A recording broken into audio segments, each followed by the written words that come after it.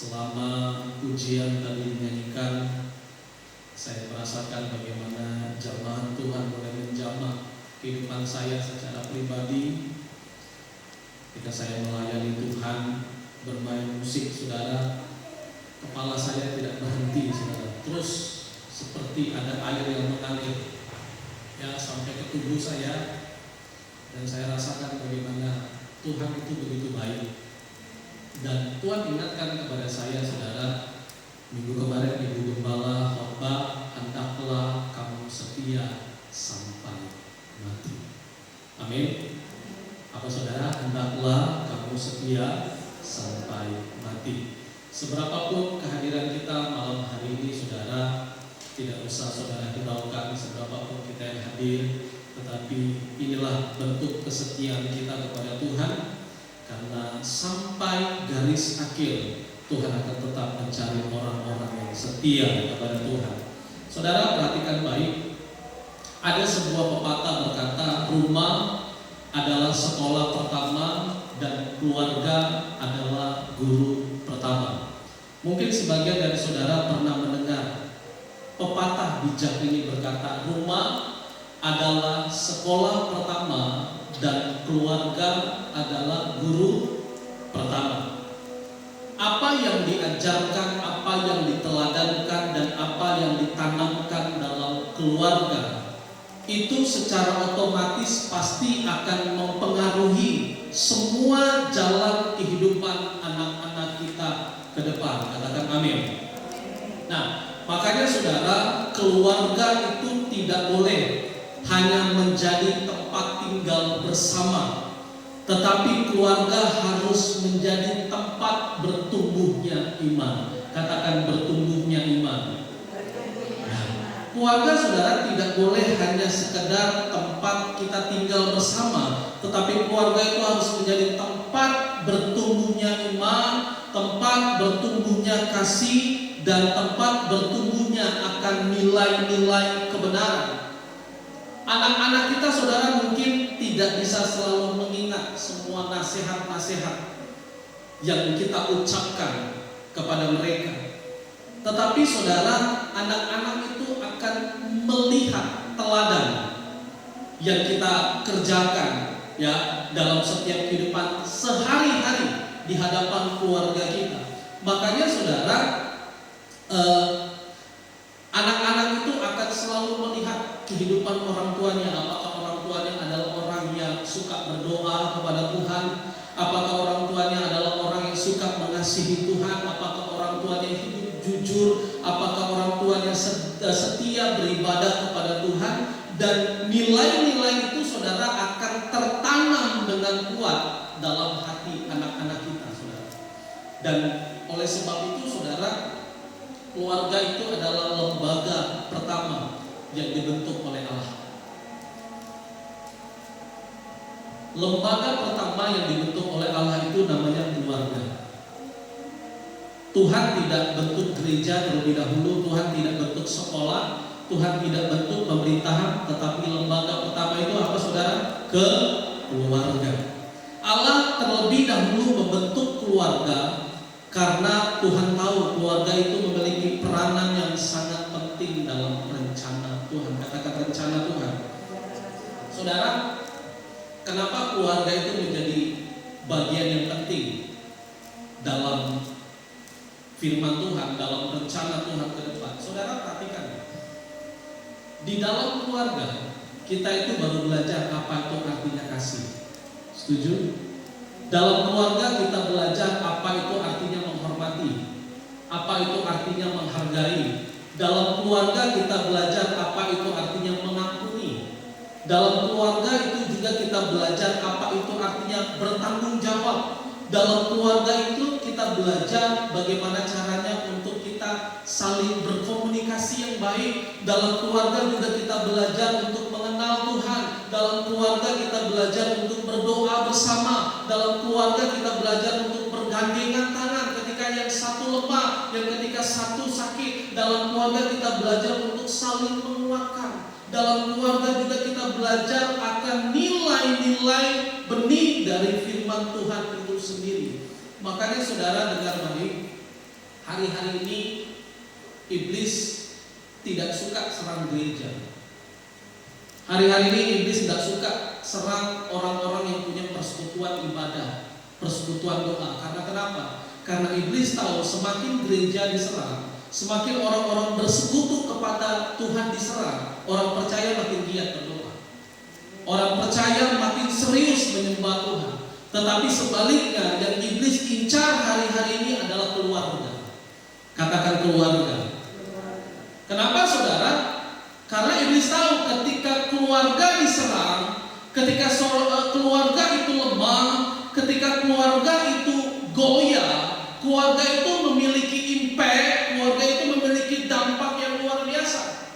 Ketika ada keluarga yang hancur, ketika ada keluarga yang berantakan, saudara, dampaknya luas sekali. Gereja itu terdampak, keluarga itu terdampak, sekolah-sekolah anak kita ikut terdampak, pendidikan mereka ikut terdampak, pemerintahan juga ikut terdampak, bahkan bangsa dan negara ini juga ikut terdampak ketika ada satu keluarga yang hancur, ketika ada satu keluarga yang berantakan, ketika ada satu keluarga yang hidupnya tidak setia kepada Tuhan, sehingga iblis mulai masuk ke dalam kehidupan keluarga-keluarga hari-hari ini. Saudara bisa lihat hari-hari ini ada banyak keluarga-keluarga yang hidup dalam KDRT, kekerasan. Ada satu pendeta saudara namanya Brian. Saya dari dulu tidak suka dengan ini orang, tetapi dia terkenal dengan ajaran Kristen progresif. Ternyata saudara, beberapa hari kemarin dia diceraikan oleh istrinya karena KDRT, main tangan. Saudara bisa lihat hari-hari ini saudara, bukan hanya orang Kristen saja, hamba Tuhan juga bisa hancur. Karena kenapa? Karena iblis tidak serang pelayanan, iblis tidak serang gereja, iblis tidak serang persekutuan, tetapi yang iblis serang adalah keluarga. Karena kenapa? Ketika keluarga diserang, ketika hubungan suami istri tidak baik, ketika hubungan orang tua dan anak tidak baik, itu berantakan sekali saudara. Tidak ada damai sejahtera, tidak ada sukacita, tidak ada kebaikan yang timbul. Yang timbul hanyalah amarah, emosi, berantem, dan itu membuat iblis menang. Iblis berhasil. Karena kenapa? Karena iblis tahu setiap keluarga orang percaya itu punya rencana yang indah dalam Tuhan. Makanya iblis tidak suka kehidupan keluarga orang percaya hidupnya itu makin selaras dengan firman Tuhan, hidupnya makin dekat sama Tuhan. Coba saudara cross check deh. Semakin keluarga saudara setia sama Tuhan, ada aja hantamannya saudara. Entah itu anak kita, entah itu suami kita, entah itu mungkin istri kita, saudara, ada aja hantamannya untuk datang memecah belahkan keluarga kita. Makanya saya saudara sama istri selalu kami berdoa, jangan sampai satu hari itu tidak ada doa.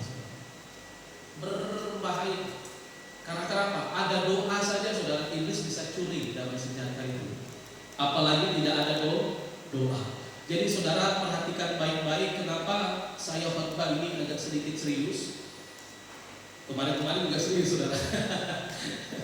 Ya, kalimat saya mungkin agak sedikit diralat saudara, tetapi agak sedikit lebih tegas saudara maksudnya. Karena saya akan mau ajarkan kepada saudara ada hal yang serius yang saya mau ajarkan kepada saudara. Saudara buka dalam Yosua 24 ayat 15. Tuhan akan memberkati kita. Yosua 24 ayat 15. Sudah menemukan, katakan amin. Kita baca bersama-sama Yosua 24 ayat 15, 2, 1, ya. Tetapi jika kamu anggap tidak baik untuk beribadah kepada Tuhan, pilihlah pada hari ini kepada siapa kamu akan beribadah. Allah yang kepadanya nenek moyangmu beribadah di seberang sungai Efrat, atau Allah orang Amori yang negerinya kamu diami. Tetapi aku dan seisi rumahku, kami akan beribadah kepada Tuhan. Amin. Katakan amin. Saudara, Yosua 24 ini merupakan pasal terakhir. Kalau saudara mau Alkitab pakai handphone, saudara cek ini pasal terakhir. Ya, Yosua 24 ini pasal terakhir, dan ini kitab ini saudara berisi pesan terakhir dari Yosua. Apa saudara? Pesan terakhir dari Yosua sebagai pemimpin besar Israel sebelum dia wafat. Jadi saudara, pasal 24 ini adalah pesan terakhir dari Yosua. Yosua sudah memasuki usia yang sangat tua, sangat lanjut, dan Yosua tahu bahwa kehidupannya tidak akan lama lagi. Sebelum Yosua wafat, Yosua mengumpulkan bangsa Israel di Sikem untuk memperbaharui perjanjian dengan Tuhan. Yosua tahu bahwa perjalanan iman bangsa ini saudara tidak akan mudah. Mereka sudah menerima tanah perjanjian yang Tuhan janjikan dalam kehidupan mereka. Tetapi Yosua tahu ada tantangan terbesar yang akan dihadapi oleh bangsa Israel, oleh bangsanya sendiri, yaitu apabila mereka tidak dapat menjaga kesetiaan. Katakan menjaga kesetiaan. Saudara, Yosua tidak takut kalau bangsa Israel harus bertemu dengan bangsa lain untuk berperang.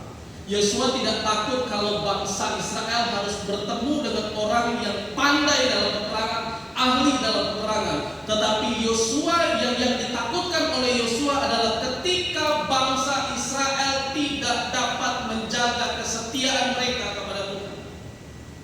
Saudara paham kan? Histori dari perjalanan bangsa Israel ini, mereka ini adalah bangsa yang susah sekali setia sama Tuhan. Mereka harus lihat mujizat dulu baru setia. Mereka harus melihat kuasa Tuhan bekerja baru mereka taat. Tetapi ketika mereka dapat tantangan, masalah, mereka ini bangsa yang susah sekali untuk setia kepada Tuhan. Nah, waktu itu Yosua memahami bahwa sebelum dia pergi meninggalkan dunia ini, Yosua kasih pesan kepada mereka untuk mereka dapat menjaga kesetiaan mereka kepada Tuhan. Dan situasi ini saudara,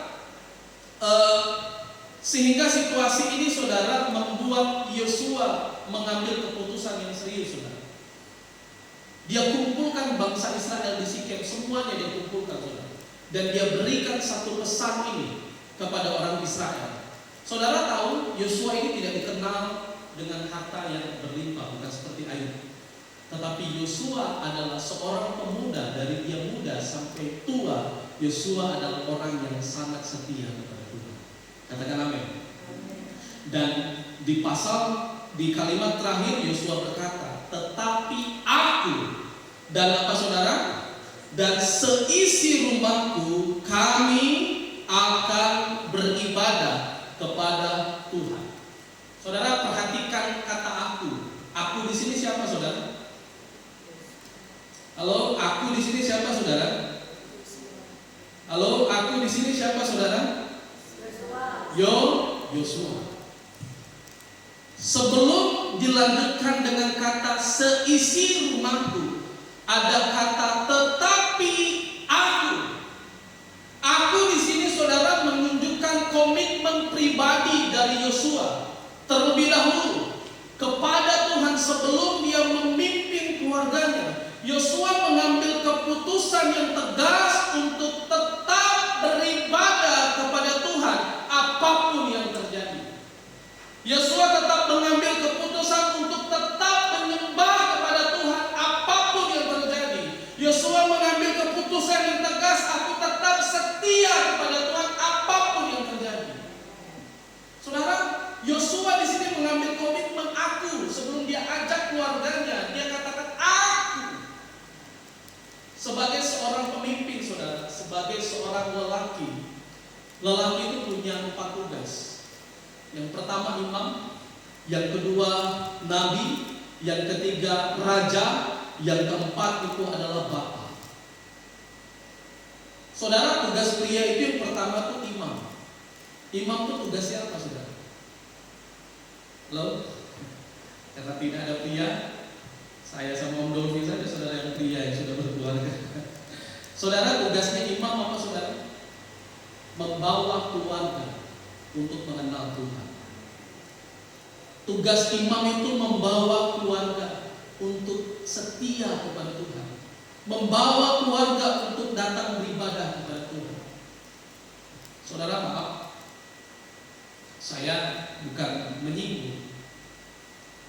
saudara bisa lihat gereja kita malam hari ini.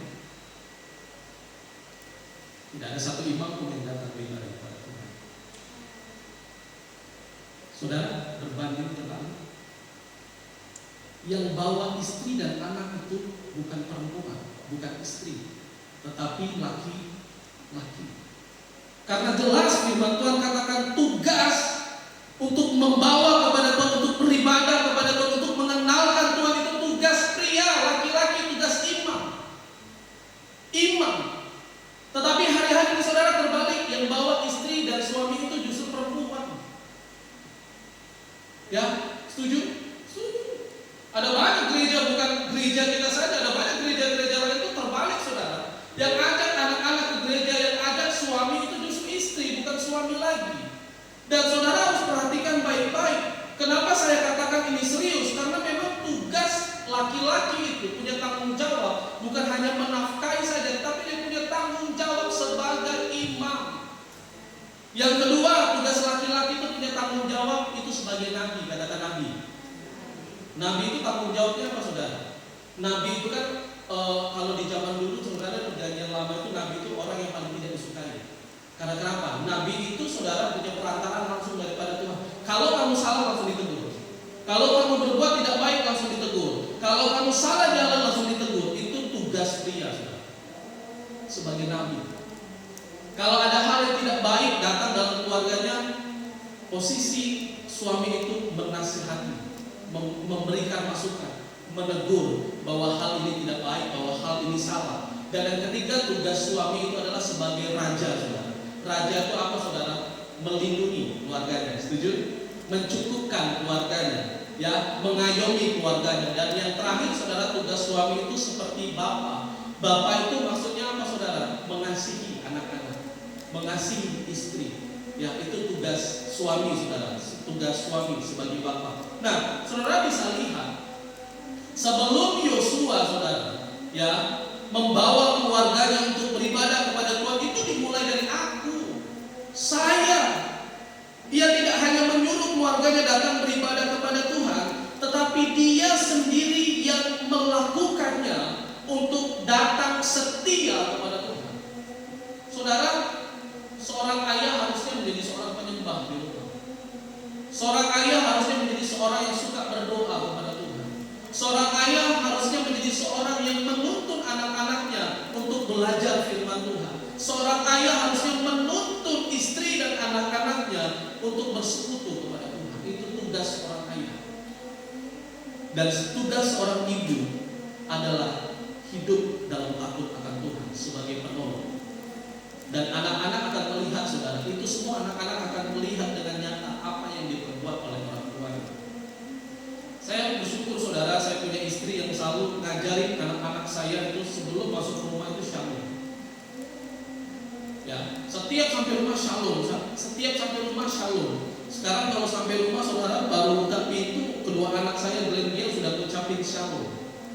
Itu mungkin pelajaran yang sederhana, mungkin terbiasa didengar oleh orang lain, tetapi itu salam yang diajarkan sebagai orang percaya bahwa shalom itu artinya damai sejahtera. Amin. Saudara sering nggak dengar anak kita kalau pulang dari sekolah atau pulang dari kerja atau pulang dari bermain, waktu buka pintu rumah ngucapin shalom? Saya sekarang saudara udah jarang sekali dengar anak-anak masuk rumah itu bilang shalom. Orang seberang kalau masuk rumah ketemu orang bilangnya assalamualaikum.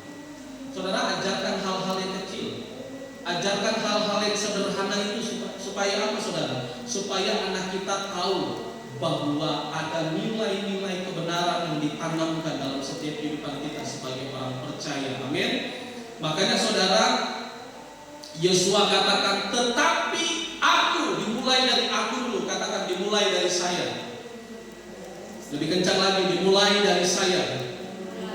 Ya, kalau suami kita saudara adalah orang-orang yang tidak setia kepada Tuhan, harus dimulai dari saudara untuk setia kepada Tuhan. Supaya apa? Supaya seisi rumahku kami akan datang beribadah kepada Tuhan. Katakan amin.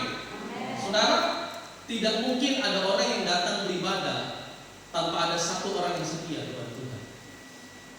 Selalu itu saudara. Ya, Mungkin tugasnya itu adalah seorang pria. Tetapi kalau tidak ada pria yang mau datang beribadah kepada Tuhan, itu bisa tugas sebagai istri. Kalau tidak ada istri yang datang beribadah kepada Tuhan, itu bisa menjadi tugas anak-anak kita. Dan ada banyak saudara kesaksian anaknya sekolah minggu, orang tuanya nggak pernah ibadah. Ya, Tuhan bisa pakai siapapun saudara untuk datang menyembah kepada Tuhan. Binatang sekalipun Tuhan bisa pakai. Batu sekalipun, pohon pun, kalau tidak ada orang lagi mau setia datang sama Tuhan bisa pakai semuanya. Oleh sebab itu saudara, perhatikan baik-baik kata aku dan seisi rumahku, kami akan beribadah kepada Tuhan. Amin. Saudara, jadi orang setia itu susah nggak saudara? Susah saudara. Jadi orang setia itu susah. Ya, susah sekali saudara. Malam hari ini nggak hujan. Malam hari ini terang, semuanya berderang saudara. Tetapi untuk kita dapat setia kepada Tuhan itu tidak mudah saudara. Tetapi oleh sebab itu saudara, mari kita punya tanggung jawab bukan hanya untuk diri kita sendiri, tetapi kita punya tanggung jawab untuk membawa seisi rumah kita untuk datang kepada Tuhan. Amin. Poin yang pertama dengan cepat saja saya mau bagikan. Yang pertama saudara, orang tua itu memiliki tanggung jawab rohani kepada anak-anak kita. Katakan, orang tua memiliki tanggung jawab rohani kepada anak-anak kita. Nah, saudara buka dalam Ulangan 6 ayat 6 sampai 7. Ulangan 6 ayat 6 sampai 7.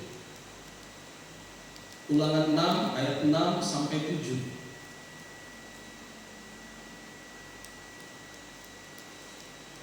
Ulangan 6 ayat 6 sampai 7. Sudah menemukan, mari kita baca bersama-sama. 2, 1, ya. Apa yang kuperintahkan kepadamu pada hari ini, haruslah saudara engkau perhatikan baik-baik.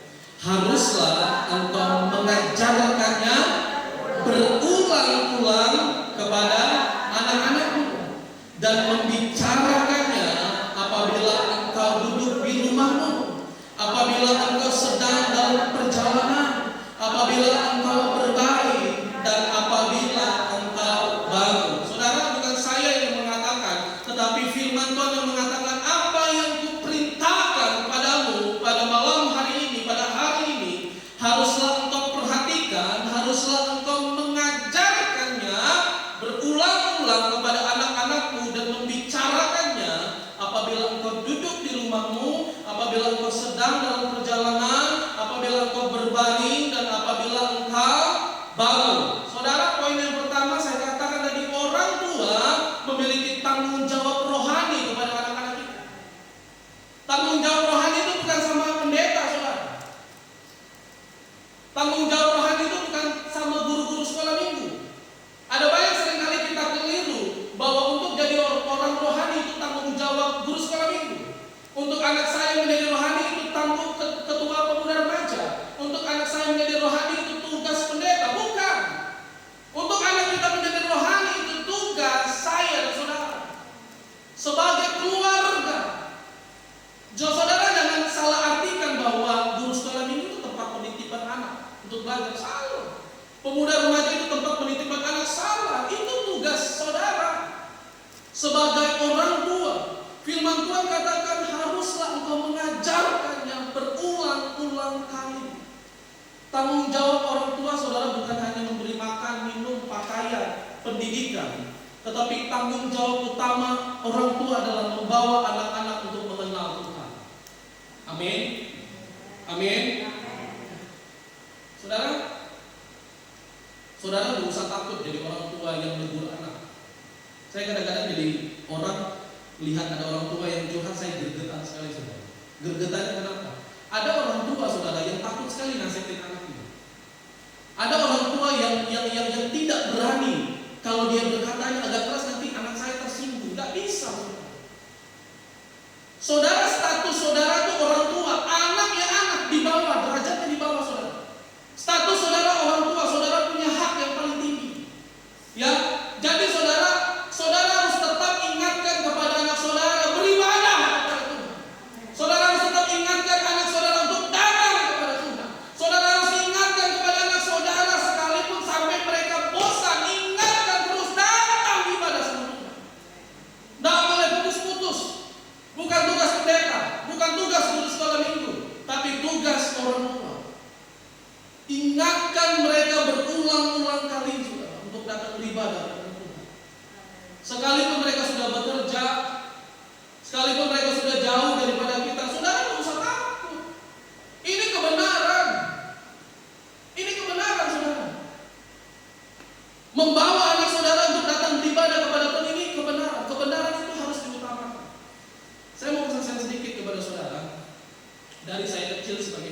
anak hamba Tuhan. Saya itu selalu dikasih tanggung jawab untuk ibadah bersama. Mau anak jemaat salah sama saya yang selalu dipukul duluan. Selalu itu saudara, dari dulu saudara. Ketika saya berangkat kuliah sampai bekerja saudara tahu orang tua saya saudara, ibu gembala kita adalah orang yang selalu suka telepon sama saya. Yang dia telepon pertama kali bukan tanya kabar. Yang dia telepon selalu saudara itu di hari Sabtu sama Minggu itu pasti dia telepon. Sudah gereja? Kamu sudah ke gereja belum? Nak? Jangan lupa ke gereja. Kalau di kota besar ada gereja pagi, ada gereja siang, ada gereja sore sampai malam pun ada. Jangan lupa gereja, jangan lupa beribadah, jangan lupa ke gereja. Sudah baca firman Tuhan belum? Sudah berdoa setiap hari saudara, Sabtu dan Minggu pasti orang tua saya telepon terus sama saya. Saya berada di satu titik di mana saya bosan sekali dengan orang tua saya ngomong seperti ini. Jangan lupa ibadah, jangan lupa setia kepada Tuhan, jangan lupa cari Tuhan. Sampai akhirnya saudara setiap orang tua saya telepon sama saya. Orang tua kayak saya sudah gereja? Sudah. Karena saya waktu itu saudara pindah-pindah tempat karena kerja, jadi saya pindah-pindah tempat. Hari ini kamu gereja di mana? Hari ini saya gereja di GPD Efrata. Puji Tuhan. Sebulan kemudian pasti orang tua saya nanya, saya sudah melayani belum? Sudah. Saya sudah melayani. Ditelepon lagi, kamu gereja di mana? Di GPD Serpong. Kamu gereja di mana? Saya gereja di GPD Philadelphia. Selalu orang tua saya maintain saya saudara. Saudara tahu apa yang terjadi? Setiap orang tua saya kunjungan saya ke Jakarta, orang tua saya selalu ajak saya, ayo kita pergi ke gereja mana? Kamu pergi. Saya ajak orang tua saya saudara. Namanya anak pasti ada nakal-nakalnya. Tetapi namanya gereja saudara selalu tertanam dalam hidup saya. Ayo kita pergi ke gereja. Nih gereja saya di GPD Efrata. Orang tua saya masuk datang ibadah. Selesai ibadah, teman-teman saya nyamperin saya, ya, gembala nyamperin saya. Oh ternyata betul, saya di gereja di sini. Saudara, setiap kali orang tua saya datang ke gereja selalu saya kenalkan sama ini mah gembalanya ini mah gembalanya ini, dan saya memang beribadah di situ dan saya memang melayani di situ. Orang tua saya senang. Orang tua saya tidak minta gaji saya, orang tua saya tidak minta apapun dari saya, tetapi orang tua saya minta beribadah, setia kepada Tuhan, berdoa kepada Tuhan, datang sama Tuhan, jangan tinggalkan Tuhan sekalipun. Apapun bentuk masalahnya jangan tinggalkan Tuhan. Saudara, sampai hari ini orang tua saya mendoakan saya dengan dahsyat sampai saya menjadi hamba Tuhan, dan saya turunkan generasi itu saudara ke anak-anak saya. Saudara, ada banyak orang tua seringkali nyekolai anaknya tinggi-tinggi, pendidikan luar biasa sampai ke luar negeri, sampai S3 saudara, S-kultum sekalipun, dia sekolah yang tinggi-tinggi saudara. Secara dunia dia sukses, amin. Secara pekerjaan dia dapat value yang tinggi di mata orang dunia, tetapi secara hubungannya sama Tuhan hancur. Saudara mau pilih anak saudara sukses tapi rohaninya nol? Apa anak saudara tetap dalam prosesnya Tuhan tetapi rohaninya luar biasa? Saudara mau pilih yang mana? Analoginya seperti ini saudara. Ada banyak orang rela bekerja keras mati-matian, ujung-ujungnya dapat sakit penyakit. Dan ujung-ujungnya juga uang yang dia miliki juga itu untuk mengobati sakit penyakit itu sendiri. Yang artinya apa saudara? Hukumnya timbal balik sama, muter-muter di situ saja. Saudara, saya mengingatkan kepada saudara, sukses atau tidaknya anak saudara jangan pernah diukur dari seberapa dia berhasil dalam dunia ini. Tetapi ukuran sukses anak kita itu saudara harus diukur seberapa rohani anak kita dalam Tuhan. Saudara, kalau saudara terus nasihatin anak saudara untuk datang ibadah sama Tuhan, setia sama Tuhan, sekalipun mungkin saudara pekerjaannya gajinya nggak besar-besar amat, sekalipun mungkin di mata orang lain pekerjaannya biasa-biasa aja, saudara, yang penting dia punya rohani luar biasa. Segala sesuatu pasti Tuhan tambahkan. Dia punya jodoh pasti dia pilih yang terbaik. Dia punya istri pasti dia tidak main tangan, tidak KDRT. Dia punya anak pasti dia tuntut anaknya untuk dekat sama Tuhan. Karena kenapa? Yang dia cari bukan pekerjaan yang utama, tetapi yang dia cari Tuhan dulu lebih utama. Segala sesuatu pasti Tuhan tambahkan dalam hidup mereka saudara. Pasti Tuhan tambahkan. kalau bicara tentang hal yang rohani saudara, itu adalah tugas saudara sebagai orang tua. Jadi saudara ingat baik-baik saudara. Saudara tahu kan ending dari hidup manusia semuanya kita tinggalkan. Yang kita pertahankan adalah iman kita kepada Tuhan. Firman Tuhan katakan dalam Matius, Tuhan cari iman, masih adakah iman di bumi ini saudara? Jadi saudara, hari ini saya berkata keras, kenapa saudara? Saudara bisa lihat berita-berita di mana-mana. Di kalangan youth pun saya berkata keras kepada mereka. Saudara bisa lihat kabar beberapa bulan belakangan ini, anak kuliah umur 18 sampai 20 tahun LGBT saudara ciuman di depan perpustakaan kampus. Ciuman, direkam sama orang saudara. Ya, digebukin sama massa, sama satu universitas digebukin saudara. Kadang-kadang apa? Ini jadi penyakit. Anak umur 18-20 tahun saudara ciuman bibir, cowok sama cowok. LGBT setelah kasus itu keluar saudara, mulai bermunculan lagi LGBT baru yang disebut dengan orang boti. Cowok dengan cowok, bukan usia tua lagi saudara, tapi usia yang masih generasi muda. Ya, bukan hanya itu lagi saudara-saudara bisa lihat kasus terbaru hari-hari ini yang namanya Taufik Hidayat. Saya kira dia pemain bulu tangkis. Ternyata bukan saudara, dia punya pacar saudara, sudah 3 tahun pacarnya disembunyiin dalam kosan, matanya dicungkil, bibirnya, lidahnya dipotong sama dia saudara. Saudara bisa bayangin saudara. Kalau saudara tidak jadi keluarga yang menanamkan nilai-nilai kebenaran dalam hidup anak saudara, keluarga kita, anak-anak kita bisa hancur. Apalagi anak-anak kita yang jauh daripada kita. Saudara tidak bisa kontrol mereka setiap hari. Mungkin saudara bisa berdoa kepada mereka, tetapi jangan putus-putuskan untuk saudara marahin anak saudara. Tegur mereka tiap hari. Mau mereka bosan kayak sekalipun, mau mereka marah kayak sekalipun, mau mereka benci kayak sama kita sekalipun, urusan saudara sudah selesai sama anak saudara. Karena tanggung jawab kita sebagai orang tua. Amin. Saudara, kalau anak kita salah, yang bisa nyelamatin anak kita siapa? Kita sendiri sebagai orang tua. Kalau anak kita kecelakaan saudara, yang bisa tolong anak kita siapa? Bukan orang lain, kita sendiri. Oleh sebab itu saudara-saudara yang tahu anak saudara, saudara yang tahu mengerti, yang mengandung anak saudara, pikirannya seperti apa, sifatnya seperti apa, karakternya seperti apa, tingkah lakunya seperti apa, hanya saudara sendiri yang tahu. Oleh sebab itu saudara ingatkan anak-anak saudara. Nah, Tuhan bilang sesuatu sama mama, kamu harus setia kepada Tuhan. Amin. Saudara tidak rugi saudara. Ngomong seperti itu tidak rugi. Karena kenapa? Karena ini bicara tentang keselamatan jiwa. Katakan keselamatan jiwa. Makanya saudara di poin yang kedua dengan cepat saja, keluarga itu harus dibangun di atas dasar fondasi firman Tuhan.